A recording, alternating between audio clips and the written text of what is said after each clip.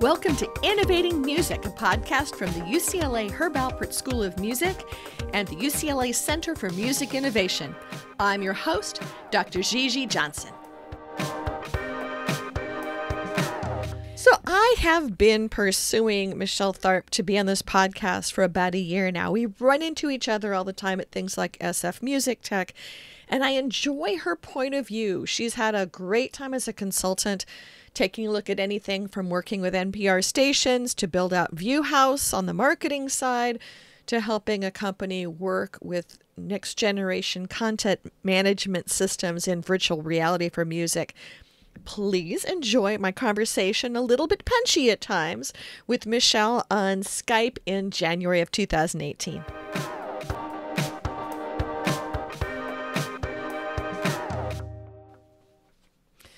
I'm so appreciative that you're doing this. I know that I jumped on you at SF Music Tech a couple times going, hey, will you be on the podcast? Oh, maybe. But it's been nice getting to know you at SF Music Tech. You're really in two organizations? Well, I'm a consultant. I like that job title. It's such a big amorphous job title nowadays. Well, and it actually is, because when people hire you as a consultant, they say, I want this. And then when you get in there, it's amazing how you end up doing that. And so you kind of, you jump into the organization, you learn about what's going on, and you end up doing something completely, almost a lot of the times, completely different or in a different direction than what was originally intended. Because a lot of people know that they need help, or they know that they want help, and they think they want it in this area. But then once you start to get in and learn about things and bring your knowledge to the table, you find out, you know what, you probably need more of this instead. And then you work it out. And so, consulting is definitely, it can take you in a lot of different directions. And it can take you into a lot of amazing companies and a lot of great individuals with big ideas and passions. And so basically what I primarily do is I've been helping a lot of, spending my lot of time with startups and individuals who have ideas or a service or a campaign or a project that they want to get started. I help them get a foothold in the industry, or it's a fairly new project or company, and I help them expand their footprint. How long have you been consulting? I've been doing this on and off probably for about 8 years. And before that? I started in radio many, many years ago as a promotional director. And then I've kind of worked my way through the labels a little bit. And then I started working with a media consulting firm in Denver, Colorado, and we spent a lot of time working with radio stations and whatnot. And that's kind of where I got into the consulting piece and research and working with a lot of different media organizations there.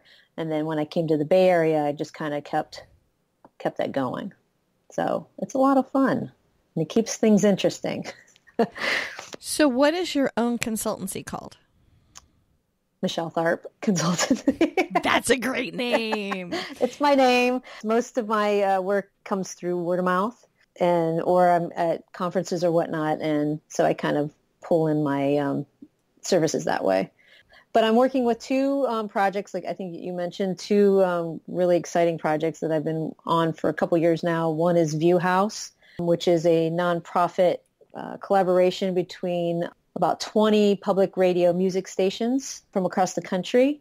We started out as a video platform to introduce new emerging artists, and now it's kind of grown into more of a network of stations that are now working together to introduce and support emerging artists. So it's going beyond video now into events and campaigns and all those kinds of things. But what's really been great about that project is you're actually seeing radio stations from all over with different types of people and goals, and they're all working together on common missions. So it's been really an interesting thing to watch and see emerge. And I'm still involved with them right now. So that's really good. We just launched a campaign with NPR Music called Slingshot, which is a emerging artist accelerator helping identifying emerging artists throughout 2018.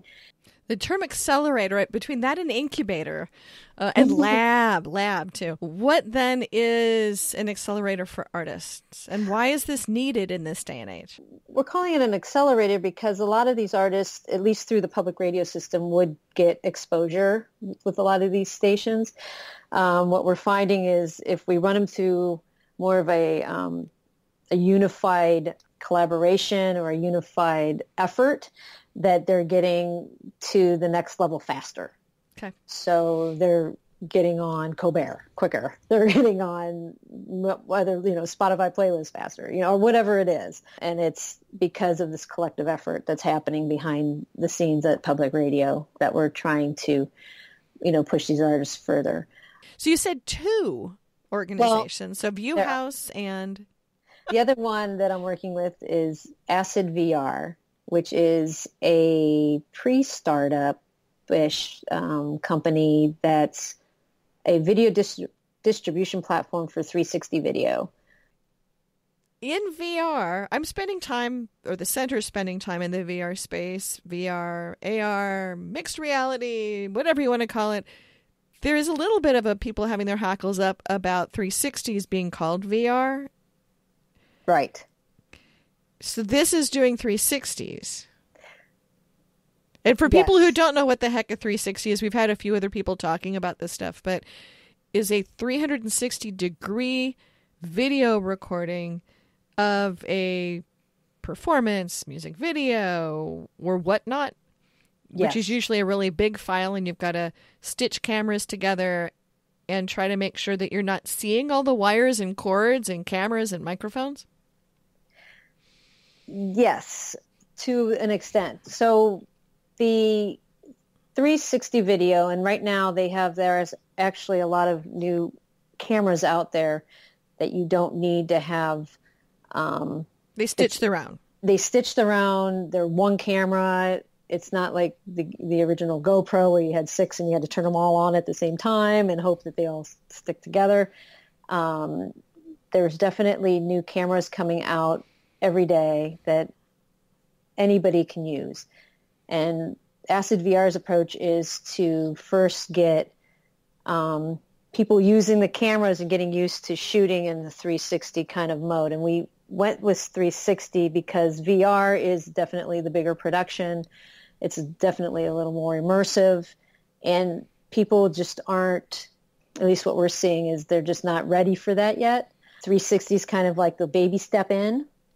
We support 360, we support VR, and then we also support 360 photos. So it's basically creating a platform that artists and managers can use to distribute this content out into the social world, out into the digital world. So it's a CMS type platform. But what we're finding, and probably most people... I'm going to stop you a second. So CMS is a content management. So not everybody knows that. Some people are incredibly sophisticated who listen, and some people are going, what's CMS? And still sophisticated content people may not know. So where you put all of the content so that it's sitting on someone's servers for being able to be then shared wherever it's being shared. Yes. And so ACIDVR built their own CMS platform. Cool. And the platform then allows you to share to various social platforms, Facebook, Twitter, YouTube. You can embed it on your site, and then we'll give you analytics on the back end on how people are using your videos, and that way you'll be able to make decisions on how to make more videos and content, but also where people are sitting and hanging out. And we're trying to also see what kind of engagement a 360 video has versus a 2D video, which is your basic flat video that you see now. And we're starting to build different case studies and following how this is happening and how users are using it. Again, it's still pretty early, but we're working with artists and managers to help us. The biggest challenge is it's a new technology. There's not a lot of content, there's not a lot of users, and it's new. So you kind of have you got to just work through finding some folks that are willing to take a chance and do some things with it. We have some really fun bands that are out there recording, and it's great because they are creatives and they're coming up with really some fun stuff. We're building the platform on the back end to help them get that stuff out there. And that includes doing ad placements in it, or what's happening in terms of?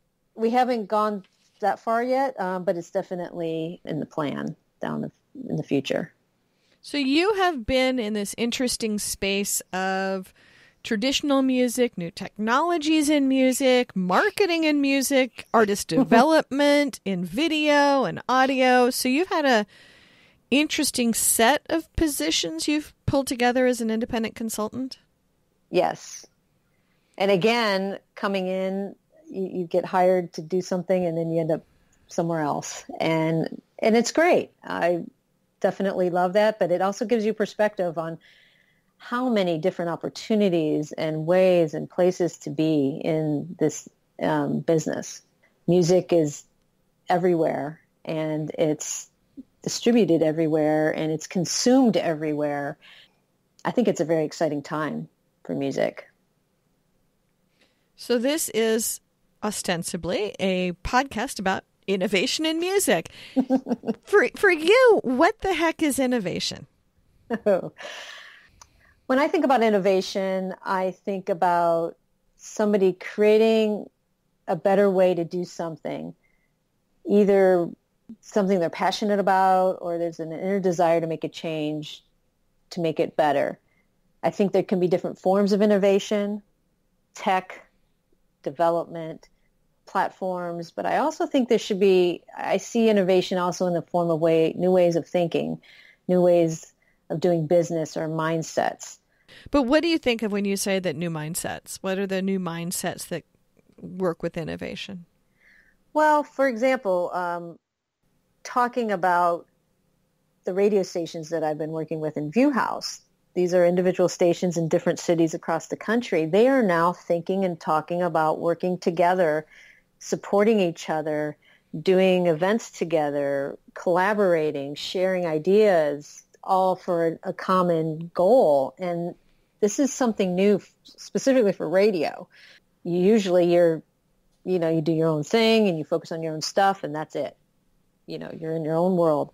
And to start seeing this collaboration across the country working together, I think that's a shift. I think it's a pretty cool thing that's happening.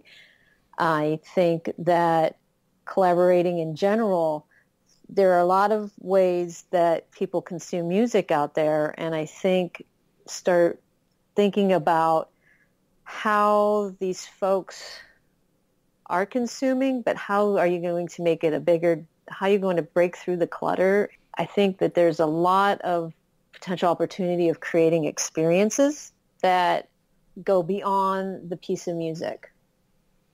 And I think that's a shift in thinking. In many ways, that business could have been done differently before in a lot of these instances, but there's been a trigger, or there's been data, or there's been visibility, or I would assume for a lot of the VuHaus stations that most of them are not local anymore, that they really have a visibility that's way beyond their local market area.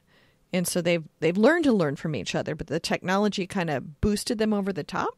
Yes, for sure. Well, you're probably familiar with KCRW in Los Angeles. Mm-hmm. They're well known all over the country. KEXP in Seattle, WFUV in New York. These are big powerhouse stations, and they definitely are thinking bigger. They're thinking globally. But they also do care about the local and what's happening. And so they have to walk that line of what's happening in their market and being present there, but also knowing that they can also make a foothold on a bigger scale. So you've pointed out quite a few radio stations and a soon to be out of beta company that are being innovators around music. What are their challenges that you've seen? What are the challenges of being an innovator in music? I think it's being where the consumer is and doing it effectively.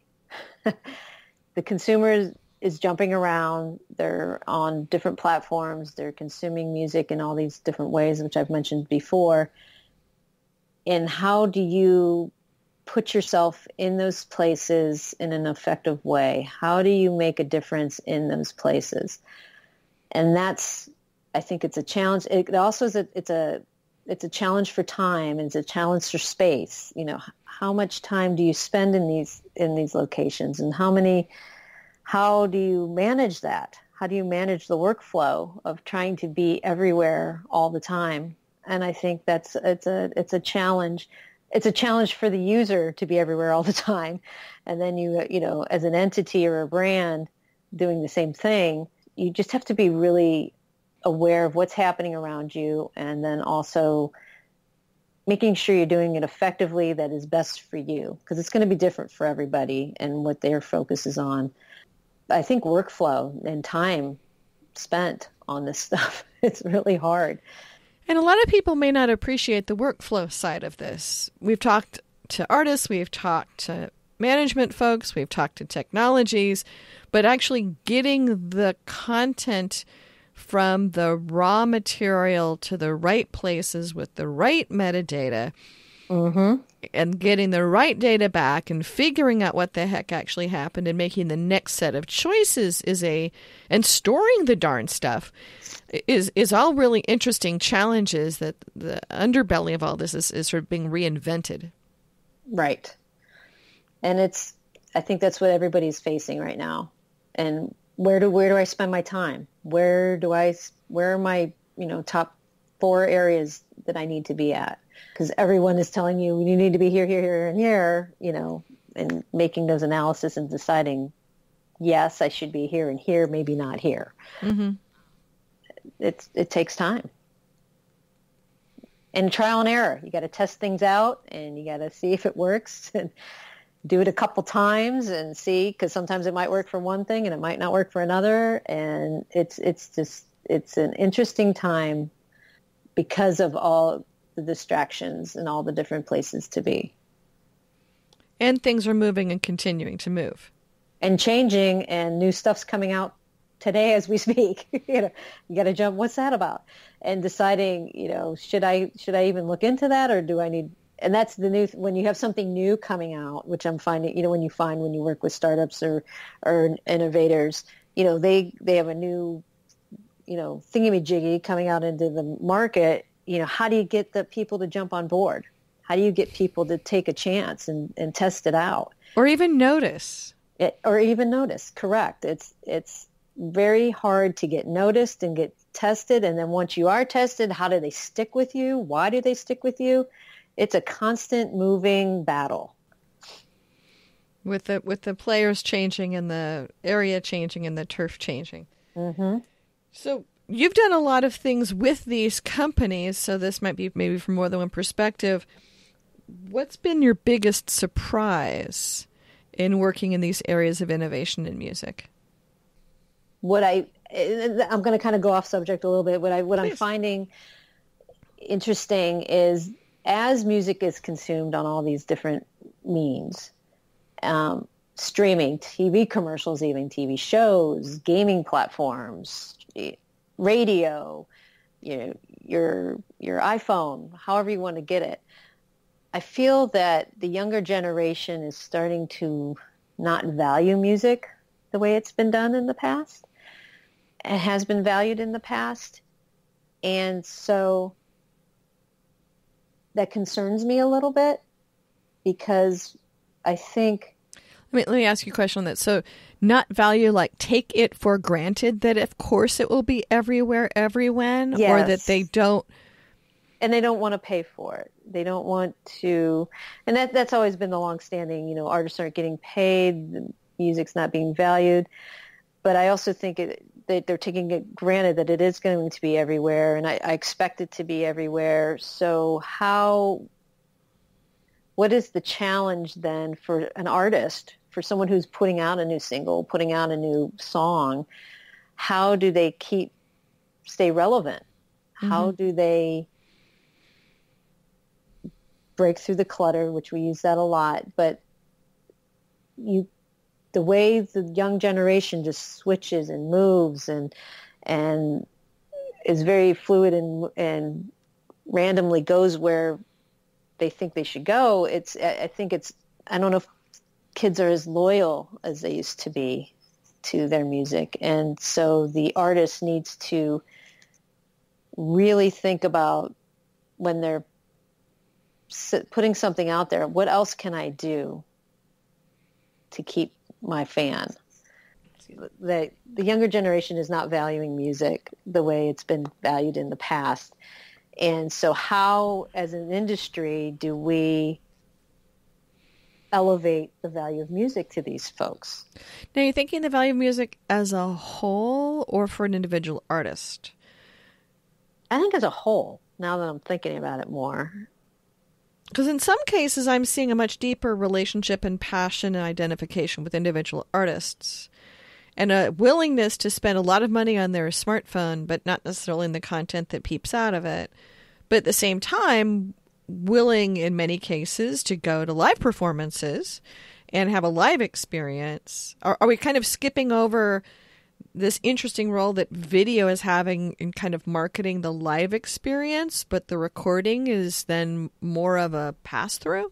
But it's interesting because you're working with public radio, which right. is having similar issues and yet in many cases thriving even more. Right. Where people are finding identification with their local public radio station. And it sounds like they're working from, I'm a fan of what VuHaus has been doing because in many ways, these were relationships that the radio stations already had locally. And we're already having live performances locally and turning that into new assets. And now it looks like thinking about more than the music also. Yes. Thinking about how to create environments and relationships and nurturing artist careers. And I mean, in many ways, we've got almost a velocity issue, the velocity of artists coming through the pipeline and the velocity of music coming in. It's not just clutter, it's speed. And and everyone trying to fit in the doorways. So it's interesting when you're working with new projects that are attempting to find new engagement, that the old is still there and there's almost, I shouldn't say no barriers to entry, totally different barriers to entry now. That the new technologies and new innovations in some ways are shuffling decks and making us think about things in different ways. But the concept that I'm going to spend money on a recorded piece of music, though interesting, vinyl continues to grow. Mm-hmm. But and cassettes growing, and we want stuff again. At CES, I saw the Victrola people now, or whoever now owns the Victrola name, having all of these physical, funky, old-fashioned or newfangled physical playback devices. They were sort of back into having this interesting relationship with music, that it's diversifying, that it's live and it's local and it's YouTube and it's Vivo videos and now videos with VuHaus and relationships, that we've kind of broken beyond the song. Right. It has. Surprises are that everything's a surprise or that nothing's a surprise. I think everything's a surprise. Or surprising that everybody's still figuring everything out, that there's new directions and dimensions going on. To me, it's interesting. The more people I work with, the more that I know they're seeing the same music business that I am, but they're seeing it from a totally different place. Mm-hmm. Well, maybe that's the mind shift. That's the mindset that's changing. It's not the same, you release a record and then you tour and then you release another record and you tour. You're doing, the artist is doing way more than I think they've done in the past. And their teams are becoming content machines? Yes. The teams are content machines. It's all about the content, and it's, where are you placing it? I think audiences are bigger for the artist, and they're located in much bigger places. So you have to touch them in all these different places to make sure you're hitting everybody that you need to be hitting. And in order to do that, you have to create all these different types of content to make sure that your exposure is maximizing this audience. And you're seeing globally, so that actually creates the opportunity for public radio in the U.S. And I'm assuming connecting with public radio or the equivalent of public radio in other countries as well with some of this stuff? I know a lot of the radio stations, the public radio stations, they go abroad to different festivals in Europe and Iceland and different places, and they definitely participate in what's happening over there and bring content back. So these stations are actually expanding globally by participating in events over there. And yet radio continues to sort of have different ways that it's trying to find its relevance in the world. And I think that's why the collaboration of VuHaus is very interesting, and it's interesting to the stations themselves, but also to others, is the stations are finding a way to make themselves relevant, and it's by connecting with others, and it's that community of we're all in this and we're all doing the same thing. You know, what's happening in LA, what's happening in Austin, and then, you know, sharing those stories and bringing that audience to each other. Mm-hmm. You've been seeing lots of innovations from your various points of view with the companies you're working with. What do you see as new innovations coming up the pike, or ones that you think need to happen? Music is very emotional and personal, and with all the multitudes of ways to consume it, I feel that we need to start focusing on creating more unique experiences with the music, with the artists. Start focusing on getting behind the wall or beyond what just the release of a song is, which I think is happening right now. And that's why we're seeing all these different technologies. You're starting to see 360 and AR and VR, Facebook Live, you know, being with the artist wherever they're at. I think all this stuff is starting to support that, creating that experience for the listener, the user, creating a better way to build that relationship with the fan. And so I feel that that needs to be amplified. I feel like that needs to continue to grow and be refined and become more prominent, and just being pushed music than just pushing music out. So are there any technologies or other things that you see changing music that you're excited about or intrigued about? There's a couple areas that I really like to start paying attention to more, and I would like to see where they actually go. One is the introduction and adoption of the smart speaker. How is that going to change listening in the home, in the office, wherever you're at, when you can talk to Alexa and say, you know, how's that going to change things? I don't know. She misunderstands me a lot. But people are buying it, and it's happening. So that's something I want to watch. I want to see where that goes and what kind of opportunities come out of that, specifically maybe for radio. Mm-hmm. I don't know. It'll be interesting to watch what happens with that, and how listening changes, and how do people consume differently with that smart speaker. It might not change at all, but I'm something I want to pay attention to.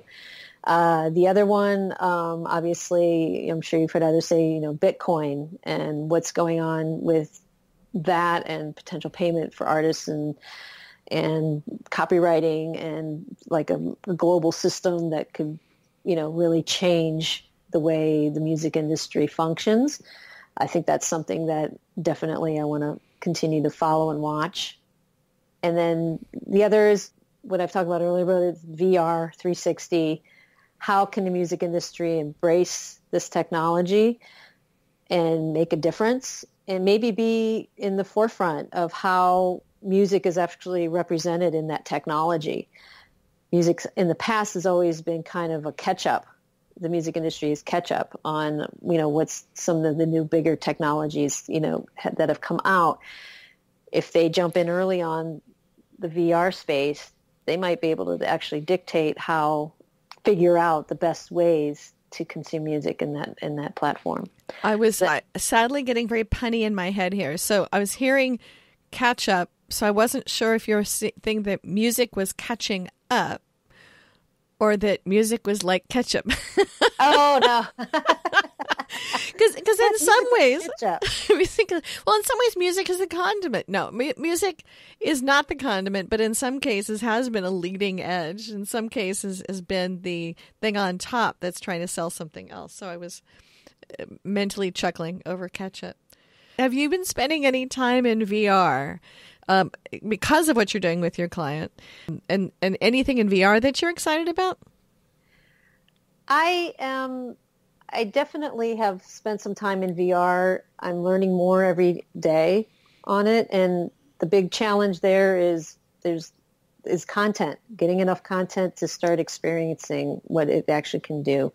And that's been the challenge, I think, for a lot of production companies and whatnot, is just getting some music content out there and getting people to actually look at it and see it. It's a slow go, but I think it, when someone puts on that headset and looks around, they're kind of like, holy crap, this is crazy. Well, especially some of the music stuff, some of the music, immersion, experience, visualization stuff. Mm-hmm. I keep thinking, I wandered into the 60s. And I'm glad that I'm just mostly sober going into these experiences. It's interesting right now as to you walk into now a music experience in VR, be it 360, be it some kind of a visualization, be it several concert spaces I walked into where you're kind of going, what am I supposed to be doing here? And what am I, and then sort of thinking about the information they now have from my behavior. It's an interesting time to be working with both video and music as well as in immersive spaces in music. Yes. They have heat maps now where you can get information on where the person's spending their time in the video. Mm-hmm. Like, what are they looking at? Are they spending all their time on the keyboard and, the drummer, or, you can really, get some really interesting information.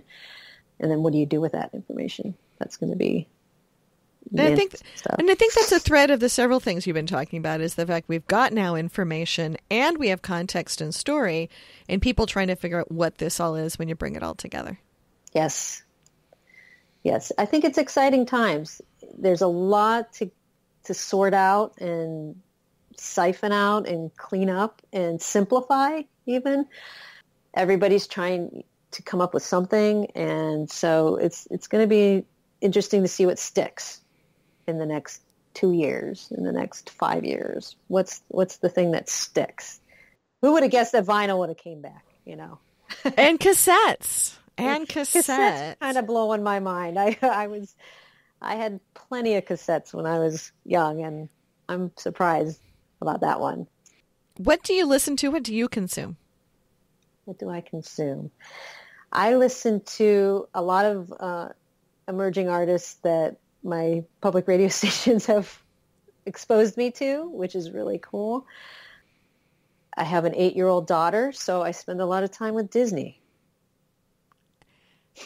And that's a way we will wrap up this conversation of all of the ecosystems of music we have covered here. Thank you for joining me in this conversation. And I'm glad I hornswoggled you at SF Music Tech into doing this and joining me for it.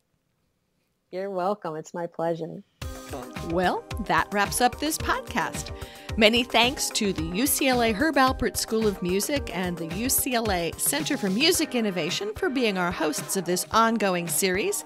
You can subscribe to us in all the usual places, or you can come find us at innovation.schoolofmusic.ucla.edu. Join us again to follow the other adventures that we will be tracking down in innovating music. Thanks again.